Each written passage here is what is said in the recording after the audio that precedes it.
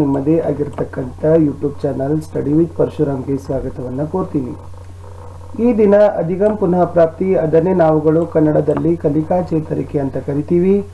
ಇವತ್ತು ಛठी ಕಕ್ಷಾ ಹಿಂದಿ ಇದೆ. 6ನೇ ತರಗತಿಯಲ್ಲಿ ಹಿಂದಿ ವಿಷಯ सीखने के प्रतिफल 2, ಕಲಿಕಾ ಫಲ 2, ಗತಿವಿಧಿ 2, ಚಟುವಟಿಕೆ 2ರಲ್ಲಿರ್ತಕ್ಕಂಥ ಅಭ್ಯಾಸದ ಉತ್ತರಗಳನ್ನು ನೋಡೋಣ.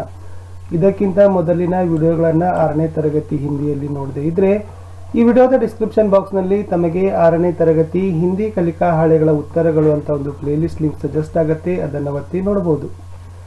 ಸೊ ಫಸ್ಟ್ ಆಫ್ ಆಲ್ ತಮ್ಮೆಲ್ಲರಿಗೂ ಕೂಡ ನಾವು ಥ್ಯಾಂಕ್ಸ್ ಹೇಳಬೇಕು. ಏಕೆಂದರೆ ನಮ್ಮ ಚಾನಲ್ ಏನಾಗದಪ್ಪ ಅಂದ್ರೆ ಇಲ್ಲಿಗೆ 50,000 ಸಬ್ಸ್ಕ್ರೈಬ್ಸ್ಗಳನ್ನು ತಂದು ತಲುಪಿದೆ.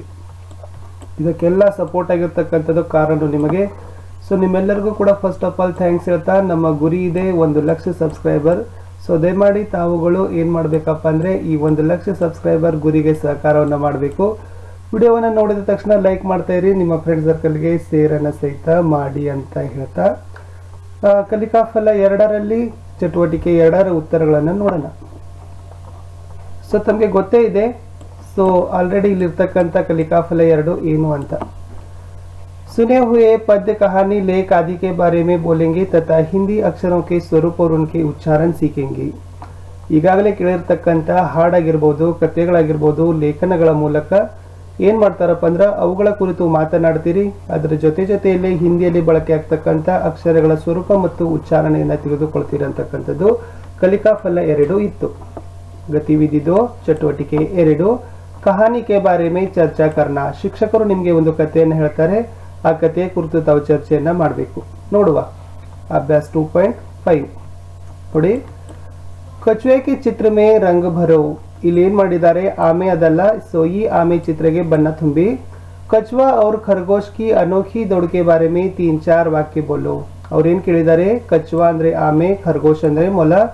ಈ 2ರ ದೌಡ್ ಅಂದ್ರೆ ಓಟದ ಬಗ್ಗೆ ತಾವೇನ್ ಮಾಡಬೇಕು, 3-4 ವಾಕ್ಯ ಬೋಲೋ, 3-4 ವಾಕ್ಯಗಳನ್ನ ಹೇಳಬೇಕಿತ್ತು.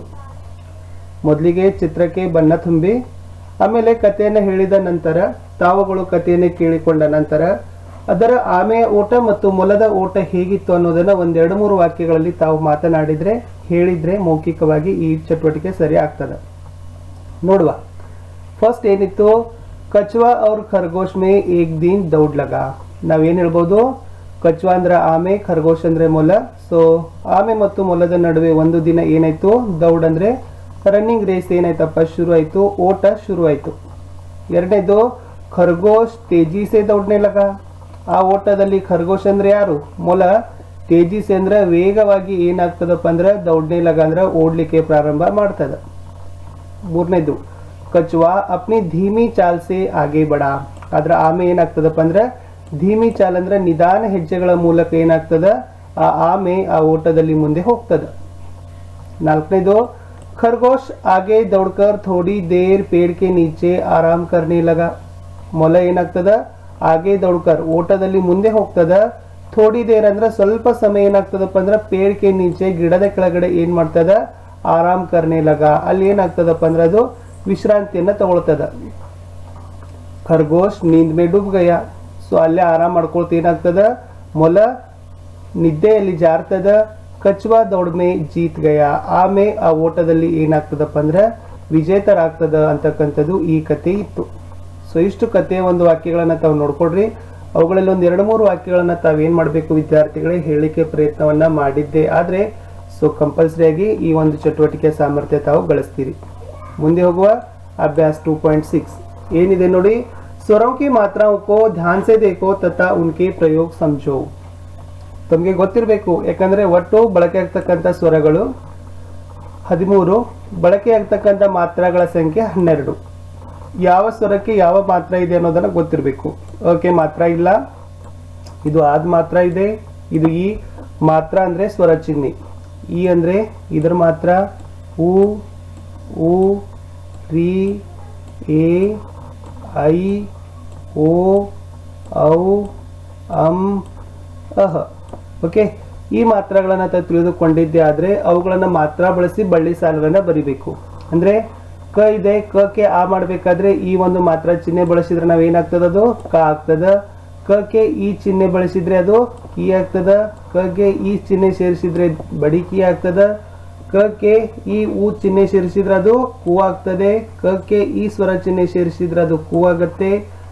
ಗೆ ರಿ ಒಂದು ಸ್ವರ ಚಿಹ್ನೆ ಸೇರಿಸಿದ್ರೆ ಅದು ಕ್ರಿ ಆಗುತ್ತೆ.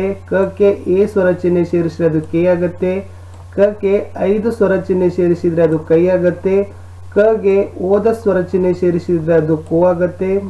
ಗೆ ಔದು ಸ್ವರ ಚಿಹ್ನೆ ಸೇರಿದ್ರೆ ಅದು ಕೌ ಆಗುತ್ತೆ. ಗೆ ಅಮ್ಗೆ ಸ್ವರ ಚಿಹ್ನೆ ಸೇರಿದ್ರೆ ಅದು ಕಮ್ ಆಗುತ್ತೆ. ಗೆ ಅಹ ಸ್ವರ ಚಿಹ್ನೆ ಸೇರಿದ್ರೆ ಅದು ಕಹ ಅಂತಕ್ಕಂಥದ್ದು ಆಗ್ತದ ಅಂತಕ್ಕಂಥದ್ದು ಇತ್ತು. ಇದು ಸ್ವರ ಚಿಹ್ನೆಗಳು, ಇದು ಬಳ್ಳಿ ಸಾಲುಗಳು. ಇನ್ನ अभ्यास 2.7 नमूने के अनुसार 12 खड़ी लिखो और आनंद पाओ. ತಾವೇನ್ ಮಾಡಬೇಕು, ಈ ನಮೂನೆಗೆ ಅನುಗುಣವಾಗಿ ಬಳ್ಳಿ ಸಾಲುಗಳನ್ನ ಬರೆದು ಖುಷಿ ಪಡಬೇಕು ಅಂತ ಹೇಳಿದ್ದಾರೆ. ಸೊ ಮೊದಲಿಗೆ ಅವರು ಕದ ಒಂದು ಸಾಲು ಕೊಟ್ಟಿದ್ದಾರೆ. ಕ ಕ ಕಿ ಕಿ ಕು ಕು ಕೆ ಕೈ ಕೋ ಕೌ ಕಮ್ ಕಹ. ಅದೇ ತರನಾಗಿ ತಾವು ಏನ್ ಬರಬೇಕು, ಖದ್ ಬಳ್ಳಿ ಸಾಲುಗಳನ್ನ ಬರಿಬೇಕಿತ್ತು.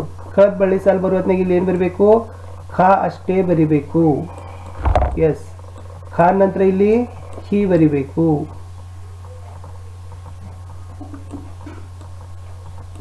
ಇಲ್ಲಿ ಬಡಿ ಖಿ ಇದೆ, ಇದು ಖು, ಇದು ಬಡಿ ಖು. ಖೇ ಇದೆ, ಮುಂದೆ ಬರೀತಕ್ಕಂಥದ್ದು ಖೈ, ಮುಂದೆ ಬರೀತಕ್ಕಂಥದ್ದು ಖೋ, ಆ ಕಡೆ ನಂತರ ಬರ್ತಕ್ಕಂಥದ್ದು ಖೌ. ಖಮ್ ಇದೆ, ಸೊ ಬರೀತಕ್ಕಂಥದ್ದು ಕಹ ಅಂತ ಬರಿಬೇಕು. ಅದೇ ತರನಾಗಿ ತಾವು ಏನ್ ಮಾಡ್ಬೇಕಪ್ಪ ಅಂದ್ರೆ, ಯಾವ ಅಕ್ಷರ ಬಿಟ್ಟಿದಾರಲ್ಲ ಆ ಅಕ್ಷರವನ್ನ ತುಂಬಿ ಎಲ್ಲಿವರೆಗೆ ಬರಿಬೇಕು, ಶ್ರವರೆಗೆ ಬಳ್ಳಿ ಸಾಲುಗಳನ್ನ ಬರಿಬೇಕು ಅಂತ ಹೇಳಿದ್ದಾರೆ. ವಿದ್ಯಾರ್ಥಿಗಳೇ, ನಾನು ಆಲ್ರೆಡಿ ನಿಮಗೆ ಚಾರ್ಟೇ ಕೊಟ್ಟಿದ್ದೀನಿ. ಸೊ ಇದನ್ನ ನೋಡಿ ತಾವು ರೆಫರ್ ಮಾಡಿ ಬರಿಬೇಕು. ಈ ಚಾರ್ಟ್ ನಲ್ಲಿ ಎಲ್ಲ ಇದೆ. ಸೊ ಎಲ್ಲ ಬಳ್ಳಿ ಸಾಲುಗಳು ಕದಿಂದ ಹಿಡಿದು ತಾವೇನ್ ಮಾಡ್ಬೋದು. ಎಸ್, ವಿಡಿಯೋವನ್ನ ಪೋಸ್ ಮಾಡಿ ಒಂದ್ಸರಿ ನೋಡಿ. ಖಂಡಿತವಾಗಿ ತಾವು ಕ್ಷಜ್ಞವರೆಗೂ ಕೂಡ ಇದರಲ್ಲಿ ಏನು ಕ್ಷತ್ರಜ್ಞ ಜ್ಞಶ್ರ ಇಲ್ಲ. ಸೊ ಇಲ್ಲಿವರೆಗೂ ಕೂಡ ಇದೆ. ತಾವು ಅದನ್ನ ಏನ್ ಮಾಡ್ಬೋದು, ನೋಡ್ಕೊಂಡು ಬರಿಬಹುದು. ಇಷ್ಟೇ ಇತ್ತು ವಿದ್ಯಾರ್ಥಿಗಳೇ, 6ನೇ ತರಗತಿಯ ಕಲಿಕಾ ಫಲ 2ರಲ್ಲಿ ಕಲಿಕಾ ಚಟುವಟಿಕೆ 2ರಲ್ಲಿ ಇರ್ತಕ್ಕಂಥ ಅಭ್ಯಾಸದ ಚಟುವಟಿಕೆಗಳ ಉತ್ತರಗಳನ್ನ ನೋಡಿದ್ದೀವಿ. ವಿಡಿಯೋ ಇಷ್ಟ ಆಗಿದೆ ಅಂತ ಅನ್ಕೊಂಡಿದ್ದೀನಿ. ವಿಡಿಯೋ ಇಷ್ಟ ಆದ್ರೆ ಒಂದು ಲೈಕ್ ಮಾಡಿ, ನಿಮ್ಮ ಫ್ರೆಂಡ್ ಸರ್ಕಲ್ಗೆ ಶೇರ್ ಮಾಡಲು ಮರೆಯದಿರಿ. ಫಸ್ಟ್ ಆಫ್ ಆಲ್ ಮತ್ತೆ ನಿಮಗೆ ಥ್ಯಾಂಕ್ಸ್ ಹೇಳ್ತೀವಿ 50,000 ಸಬ್ಸ್ಕ್ರೈಬ್ ಅನ್ನ ಮಾಡಿಕೊಟ್ಟಿದ್ದಕ್ಕಾಗಿ. ಮತ್ತೆ ನಿಮ್ಮ